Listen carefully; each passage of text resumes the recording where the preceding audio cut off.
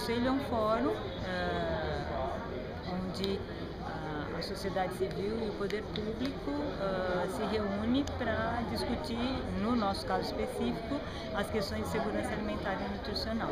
São vários, porque segurança alimentar é um assunto transversal, né? Então, desde a produção de alimento até a merenda escolar, as doenças causadas pela falta ou pelo excesso de alimento, como as questões de renda, de como ter acesso ao alimento, está muito bom. Eu acho que uma pena que eu ainda acho que é pouco participação, né? A participação ainda, um evento desse tem vários alunos, mas parece que as pessoas que estão aqui são já as pessoas que já pensam sobre isso.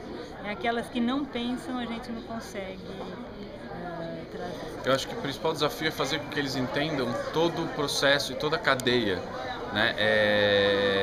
A cadeia de valores que está relacionada ao alimento, ou seja, eles como um agente de transformação, né? E eu costumo dizer que o cozinheiro é um intérprete social. Então, assim, ele vai escolher determinados ingredientes, vai escolher determinadas matérias-primas e vai cozinhar para um cliente que está aberto, ou mais aberto ou menos aberto, a experimentar um novo sabor, uma nova ideia.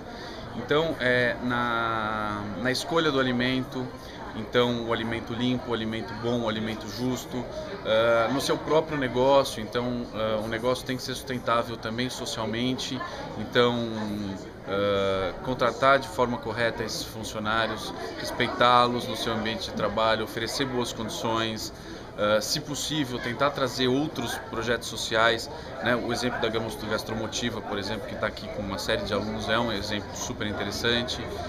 E também no aproveitamento integral dos alimentos. Então, na hora que você abate um animal, né, você escolhe um corte de carne, tem outros 23 outros cortes que você deveria pensar. Então, ou seja, foi uma vida animal que foi abatida, então você tem obrigação de usar todos os outros, ou pelo menos o máximo possível.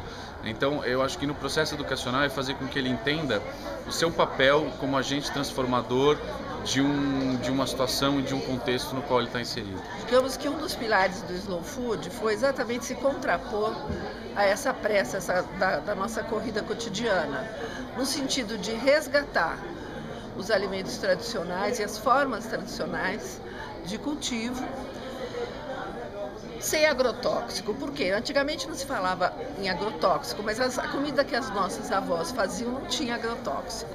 Então, do ponto de vista assim, das tradições culturais, da alimentação, o Slow Food trabalha muito com a identidade cultural das comunidades, que é uma forma importante de você não deixar que isso se perca. Ou seja, dentro do âmbito de todos os projetos do Slow Food, essa é uma das pernas, vamos dizer assim, dos projetos que a gente procura trabalhar com as comunidades, no sentido de que nos novos cultivos, seja principalmente no caso dos pequenos produtores, eles tenham essa clareza daquilo que os caracteriza, seja como um território, seja como suas festas, seu imaginário, em que medida eles consomem alguns alimentos e há quanto tempo, porque os alimentos também vêm de geração para geração. Isso é um legado cultural. Então, nesse sentido, o Slow Food não é novo, mas é novo na abordagem. Quer dizer, por que hoje a gente precisa parar para pensar como é que os nossos avós comiam? Porque hoje, com a industrialização da agricultura em escala global, isso foi se perdendo. É o exemplo que a gente sempre dá. Uma criança hoje pega uma caixinha de leite e não sabe que aquele leite veio da vaca.